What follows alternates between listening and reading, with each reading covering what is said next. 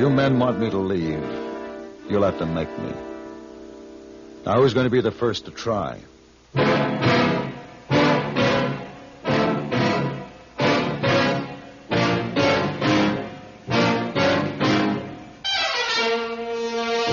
Have Gun Will Travel. Starring Mr. John Daner as Paladin.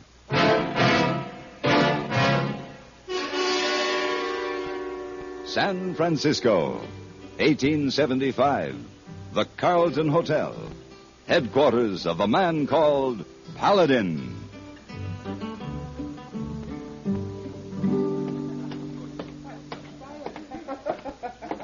Hey, boy. Oh, yes, Mr. Paladin. Help me with these bags, will you? Oh, yes, Mr. Paladin. You go away again so soon? It seems Mr. Edgar Potts in Tucson needs my services. Oh, yes, sir. I know Mr. Potts. He is not a good man, but he's a rich one. Oh, you will make lots of money, eh, Mr. Paladin? Well, that's my plan. Look, hey, boy, this came up very suddenly. I've had to cancel my engagements for this week. Will you see that these notes are delivered? Oh, yes, sir. Let me see. Missy Lily Clark, Kitty O'Connor, Adelaide Smith, Jessie Donahue, Francesca Valise, Mabel Hart, and Major John B. Culpepper. Thursdays, I play chess.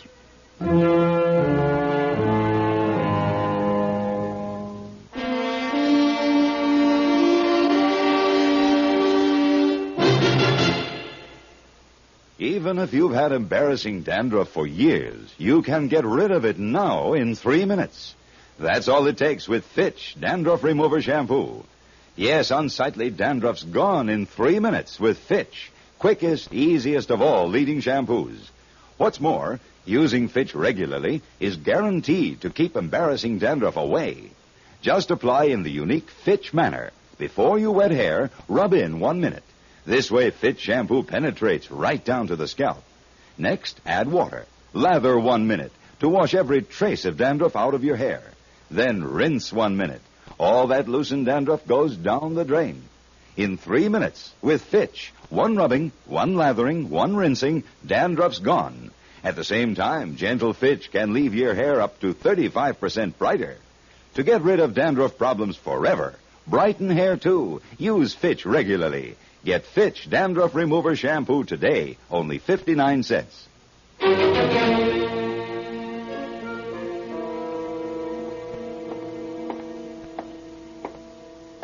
Glass of rye, bartender. Yes, sir.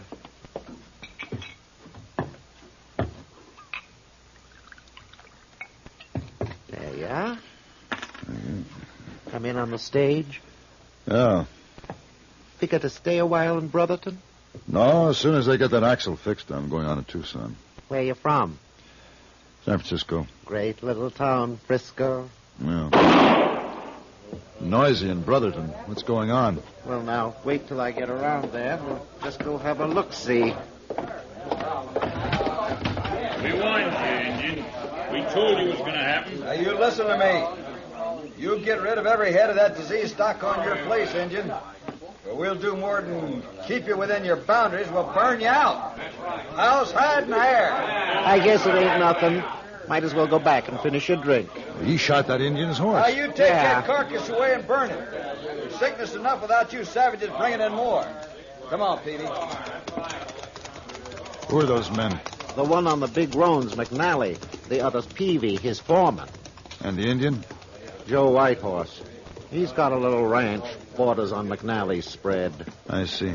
He's an educated Indian. They're the worst kind. Yeah, I'm sure of it. Why did he kill his horse? Rough him up like that? I don't know. It ain't my problem, mister. Where's the livery stable? North end of town.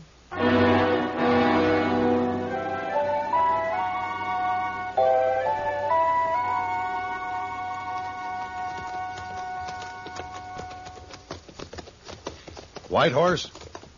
Yes? My name is Paladin. This is my card. Have gun, will travel. I see. Thank you, Mr. Paladin.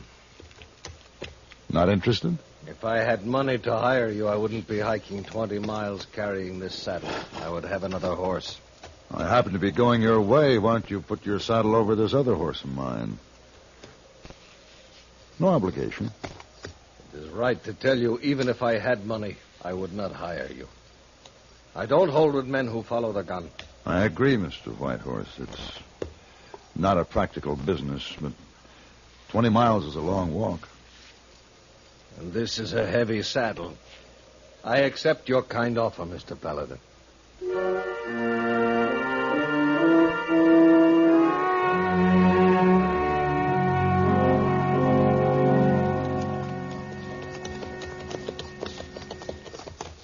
$150 prime, healthy cows. Now 10 are dead. The rest ready to fall. They keep losing weight, dying. Has a veterinary looked at them? I can't get him to come out and look. I am a mission Indian, educated Indian. I have few friends among my own people and fewer among yours. Yes, I saw an example of that back there in Brotherton. They don't want me in that town. I can't trade in the stores. I buy supplies through the man who runs the pharmacy. The only one who will admit that we are human. Wait, rein up, Mr. Paladin. There. There ahead. My land. Looks like land a man would fight for. I paid for that land. I'm willing to fight. I don't know how. My father wore feathers in his hair. He lived in a teepee. He was at war with the white men, fighting for his way of life. When he saw he could never win, it broke his spirit, but it made him wiser. He sent me to the mission school, learned to live and think like a white man. He said that was the only way we could have a home in our land. 3 riders. You know who it is? Wait. Peavy and 2 of his hands. The one who killed my horse. Yeah. So you got yourself another horse? The one you shot cost me $40. You have to pay me for that. You friends with him or just passing through? You ask that like a man hoping for the wrong answer. You working for an Indian? He hasn't hired me yet. You're half a mile from his boundary line. You aim to keep going? I thought I might. It ain't that simple, mister. You can ride in on that horse, but you try to ride out and he'll go down with a slug in his head. No animal comes off on that ranch. Yours or nobody's. Mr. Paladin, he means what he says. You saw that in town. You're going to lose 2 good horses. I'll walk the rest of the way. You'll ride. You've used my horse for 15 miles, and I expect the man who's done that to rub him down and ask me to sit at table. You will be most welcome. All right, then. Ride on in. But you'll be sorry.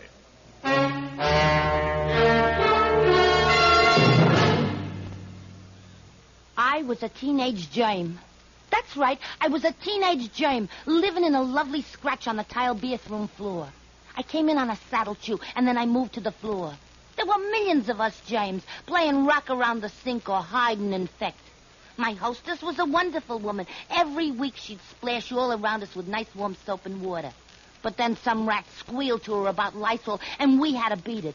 Lysol kills germs. It was murder. Yes, if you're a germ, you'll hate Lysol, because Lysol kills disease germs, many deadly viruses, too. Lysol also destroys bathroom odors. Cleaning every week with Lysol in the suds disinfects your bathroom from one cleaning to the next as nothing else can. A little Lysol brand disinfectant in the suds makes your favorite cleaners work better, including many that claim to sanitize. Lysol is now available in regular or pine fragrance, as little as 29 cents. We're looking for a new bathroom to live in. How about yours?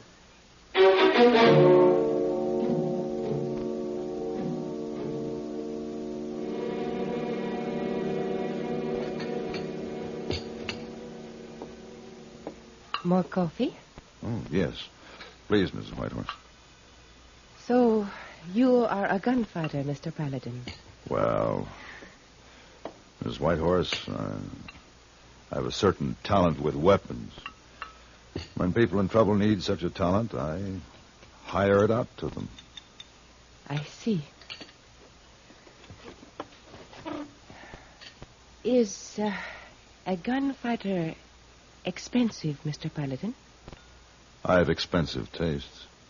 Joseph, I like my home. I want to stay here. I think all we need right now is time. Every day more stock dying. Quarantine around me, that means I must sneak off my own land But like with a time, Joseph, we can find out what is sickening our cattle. We can build a healthy herd. Joseph, if Mr. Paladin can scare them into leaving I us will alone... not have that kind of thing, Martha. But we must do something. Mr. Paladin, we do not have any money to pay you. But this is rich land. We will give you a part of it, if you will fight for your part and for ours. I'll talk with these men. In the meantime, thanks for your hospitality. It was our pleasure. I'll walk out with you. Take care, Mr. Paladin. McNally is a violent man. You told Peavy he'd have to pay you for that horse he shot. I don't mind taking over the debt. I'll trade you the horse you came home on. Ah, that's a good horse. You cheat yourself. Well, maybe I'll get Peavy to throw in something else of value. Mr. Paladin, perhaps you won't understand. Men differ. What do you mean? When I walk out of my house onto my own land, it gives me a good feeling. I love this place. It has given me pain, but there is something. This is mine. This handful of earth here. This is mine. Certainly. It's just like it. Wait. Your handful of earth there. Well, here. Put it in this handkerchief. Well, Here, in the handkerchief. Good. I don't understand. Strange man, Mr. Paladin. That's right, and I just had a strange notion. I'll see you again, Mr. Whitehorse.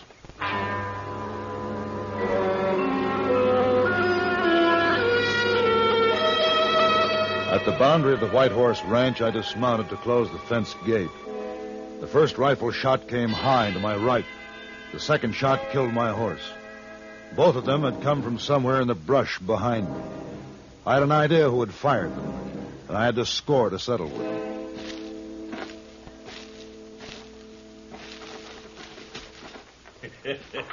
Sure looks like you're afoot, don't it? You did that shooting? This here's the Indian boundary. That's a bad habit you have, Peavy, killing horses. I warned you. I remember. Now I'll use your horse to take me into town. You lay a finger on that bridle, you Injun. Look! You can tell McNally what happened. He'll find me in town.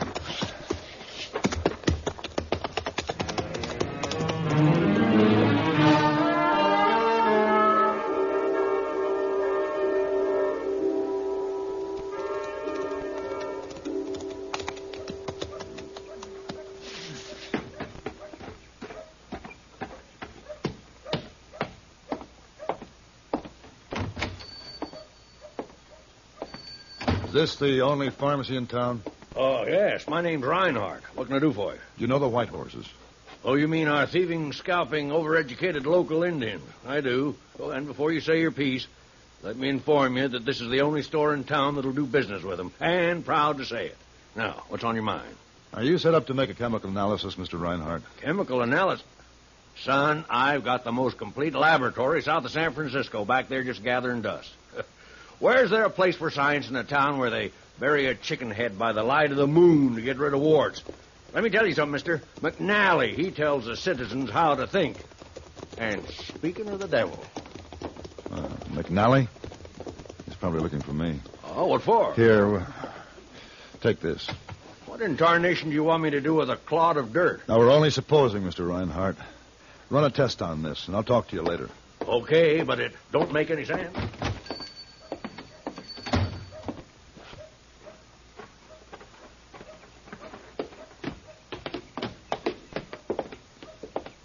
Gentlemen, You pistol-whipped my foreman, steal his horse? I disciplined your foreman, Mr. McNally.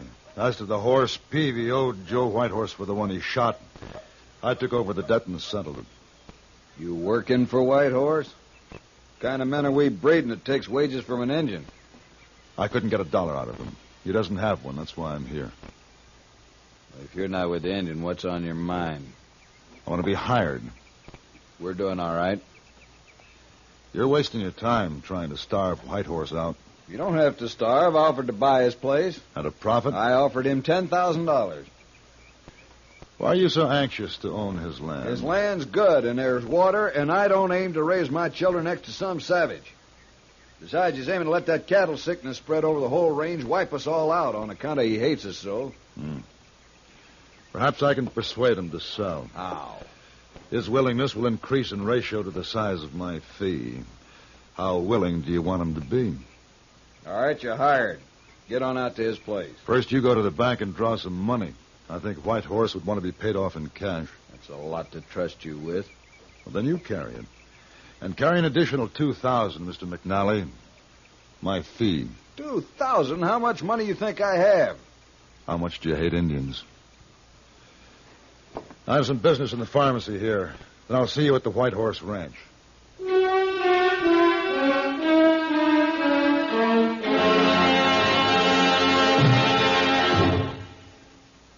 There's a big change going on, an important one for car buyers. It's the countrywide change to Rambler. Passing car after car in sales, Rambler now leads all but 2 other makes in state after state. What does it all mean? That Rambler has what people want and cannot get in other cars. Rambler is the quality compact car. For instance, Rambler has plenty of hat room, shoulder room, and leg room for 6 big people. Yet Rambler is so trim on the outside, it handles and parks with the greatest ease. For first cost, gas economy, and resale value, Rambler is America's top economy car.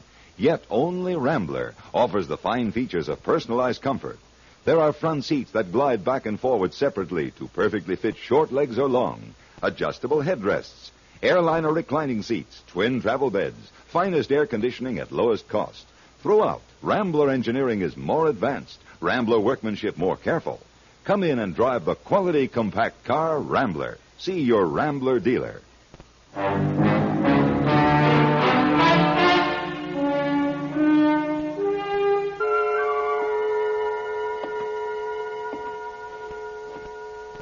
He's waiting outside there, Mr. Whitehorse. You've already overtaxed his patience. You didn't understand me, Mr. Paladin. I won't sell. You can do a lot with that cash. I won't be pushed off my land. I stay here. I told McNally you'd sell. Then you tell him you were mistaken. And lose my fee. Why do you ask my husband to do this thing? Because it's my considered opinion he should sell to McNally. And if it is not my opinion, if I say I stand up to that gun of yours? I think that would make everything very uncomfortable. We ask only to live in peace, to have a home to build for ourselves and for those who come after, and you are no better than the others. Martha should not have done that, no matter what. Forgive her, Mr. Paladin. Martha carries our first child. She is upset. What kind of a world have we to offer our child? Sign it, Joseph. Sign the paper. Here is ink, a pen. Give them their bill of sale. We will find some place to live in peace. Well.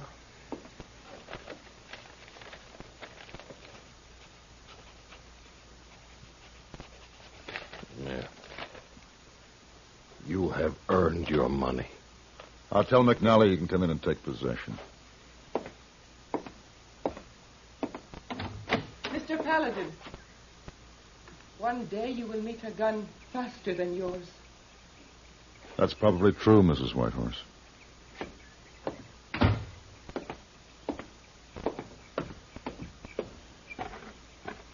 All right, McNally. All set, huh? All set. Yeah, I got no respect for critters. Knows he ain't wanted, but hangs on anyway.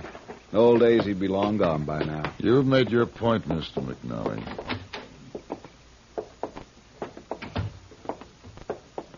Here is your bill of sale, McNally.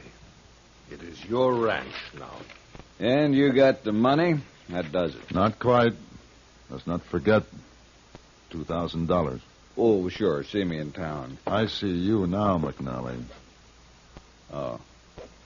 Oh, well. Yeah. Thank you. White Horse, learn something from this business. You Indians have reservations all over the country. That's where you belong. Mr. McNally is a man of deep prejudice. And not soft about 'em, neither. Ooh, anything but soft. If it hadn't been for your sickly stock, he'd have found another reason to starve you out. He did not starve us out. It was your gun that drove us off our land. My gun did you a favor, Mrs. Whitehorse. This land is useless. It's poisoned. Don't try to pasture cows here, McNally. They'll die. I'll get rid of that disease. I'll burn everything down to the dirt. But you can't burn the dirt, and that's where the poison is. You're crazy. I had the soil analyzed. It contains a certain element that affects all vegetation. It's called molybdenum, if you want to investigate it. On my land? McNally's land. I remembered that I'd seen this cattle sickness once before down on the San Joaquin Range. So you knew this? Suspected it. Mr. Reinhardt verified it. If this is true. It's true. But then I cannot keep this money. Oh, yes, you can. You dirty lying cheat. Good day, Mr. McNally.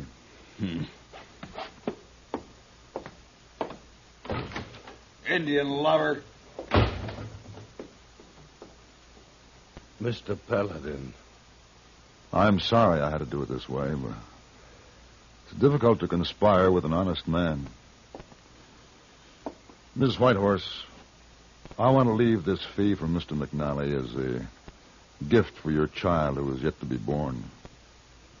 That is a great deal of money, Mr. Paladin. I cannot take it. Oh, please accept it. For your child, with my apologies for this imperfect world we have to offer him, and my hopes for a better one in his lifetime. Thank you, Mr. Paladin.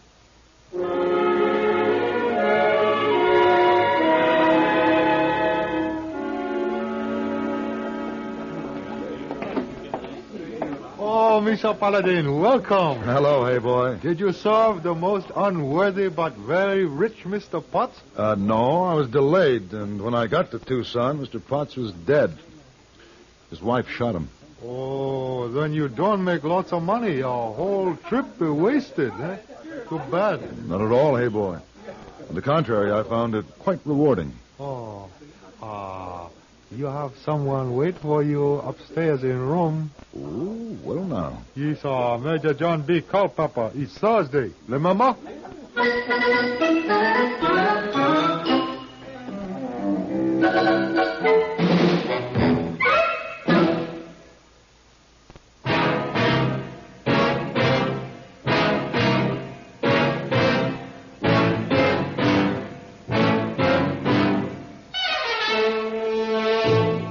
Have Gun, Will Travel. Created by Herb Meadow and Sam Rolfe, is produced and directed by Norman McDonald and stars John Daner as Paladin with Ben Wright as Hayboy. Tonight's story was written by Herb Meadow and adapted for radio by Ann Dowd. Featured in the cast were Lawrence Dobkin, Harry Bartell, Lillian Bayam, Joseph Kearns, Edgar Barrier, and Barney Phillips. Hugh Douglas speaking. Join us again next week for Have Gun, Will Travel.